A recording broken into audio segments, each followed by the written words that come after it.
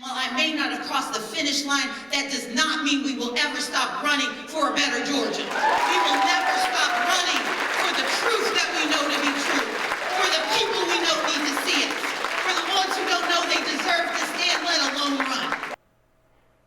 That was Stacey Abrams conceding last night after suffering a second loss to Republican Governor Brian Kemp. Abrams first ran against him back in 2018 on a similar platform, aiming to curb voter suppression, expanding access to health care, protecting abortion rights, and internet access.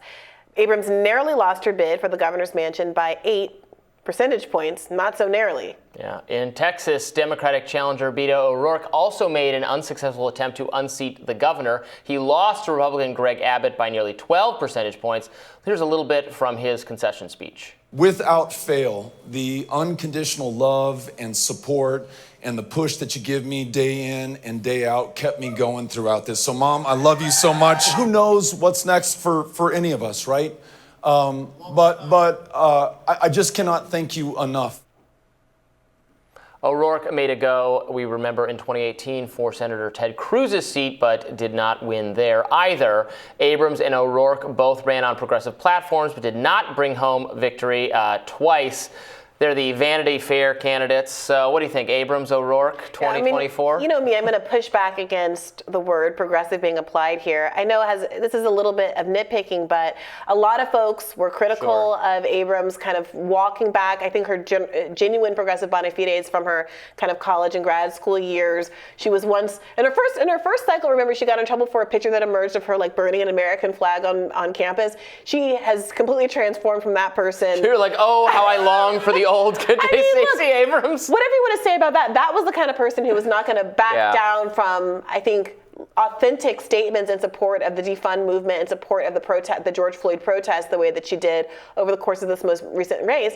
And frankly, there are some key differences between how she ran this time and how she ran even in 2018, when she had a much more broad populist message and did a good job connecting with a lot of rural Georgia voters who were not black. Yeah. Now she, I think, has overinvested in not just quote unquote progressive issues, but the specific issue of voter suppression, which, despite, as we covered on the show, raising millions of dollars, her PAC, Fair Fight, drummed up more than $110 million over the past 4 years with very little show for it. Brittany Gibson was on the show, I believe, last week, talking about how $9.4 million went to legal fees for cases that were not successful, to a law firm that was headed by her close friend and gubernatorial campaign chair, which seems untoward in many people's eyes. Yeah.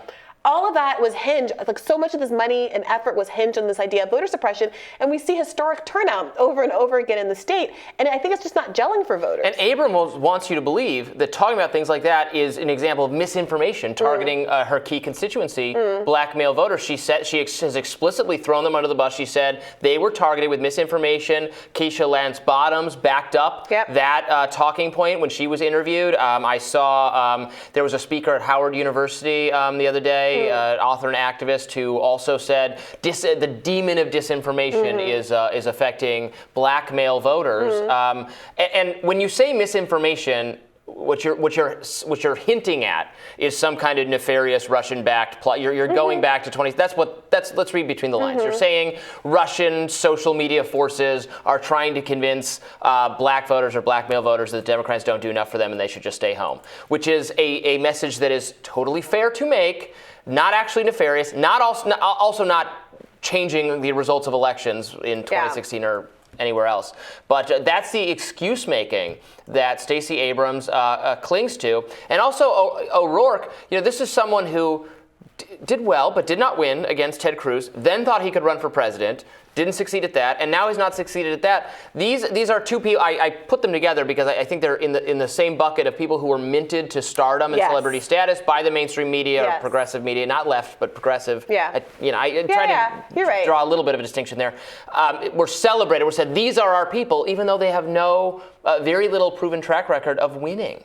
Yeah, I mean, Ryan Zitgraf wrote a really compelling case here in Compact, an article published earlier this week called "A Democratic Star Feels Upward," that really describes how the Democratic Party is trying to run on the strategy of minting national stars and hoping they perform well, trying to to capture the Obama magic in a way that was frankly not how Obama came on the scene, and I think which reads as really inorganic. So you're watching people like Pete Buttigieg do these strained Obama impressions, people like Beto O'Rourke doing these strained Obama impressions.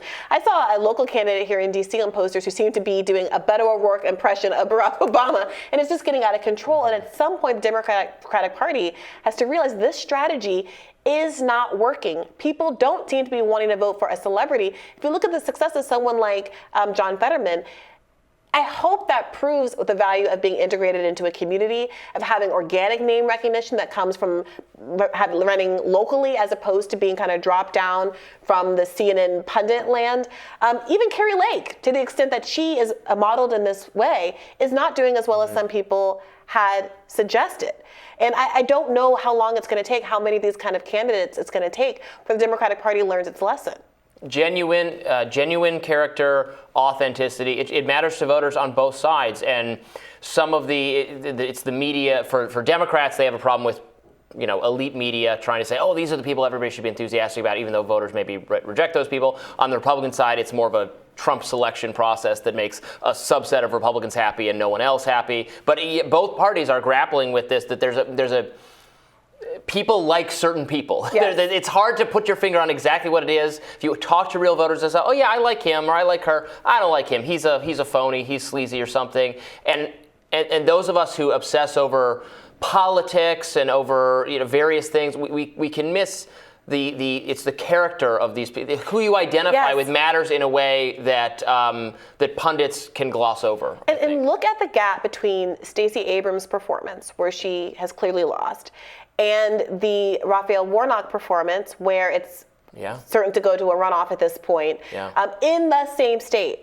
There's been a lot of talk about black men, but it seems to be that black men did choose to vote for Raphael Warnock here. Now, is that misogynar? I don't know. I'm sure the takes will be coming down the pike. Yeah. As the words are coming out of my mouth, someone's furiously writing a Jezebel article up about this. But at the end of the day, castigating those kind of voters doesn't get them to the polls. You have to figure out what appeals to them. And I think kind of preemptively blaming any kind of voter block in that way isn't going to get you the results that you want. One other thing I wanted to mention, and now seems as good a time as any to mention it, there is no way Joe Biden is not running for re-election. Yeah. Joe Biden is running for re-election. Yeah. Kamala Harris is running for re-election as his VP. That will be the ticket. If there was any, I think it was always going to be that way, but there's no one should. Look at that. They just staved off the defeat that everyone expected. I don't know how they did it. We're still going to be discussing it and trying to figure it out. But yeah, this is gonna quiet. If they're smart, this should quiet any discussion of trying to find an alternative to Biden in 2024. Biden-Trump, the 2024 matchup that nobody asked for. Tomorrow on Rising, Executive Vice President of the Quincy Institute for Responsible Statecraft will join us to break down, Trita Parsi will join us to break down what the election results mean for U.S. involvement in the Ukraine-Russia conflict. Obviously, we want to get into more. This was a day for politics, but we'll certainly get into more of the policy ramifications for divided government or some of the new faces we'll be seeing in Congress. We'll also speak with the managing editor of the Texas Tribune, about key races in Texas and the potential implications as we look ahead to 2024. Be sure to like, share, and subscribe so you never miss any content. And for those of you who prefer to listen while on the go, we are available anywhere you listen to podcasts. Well, this has been fun. We'll see you back here tomorrow. Hopefully we'll know more. Some of these races still to be decided, so stay tuned for more Rising tomorrow and later, etc. Bye-bye. Bye-bye.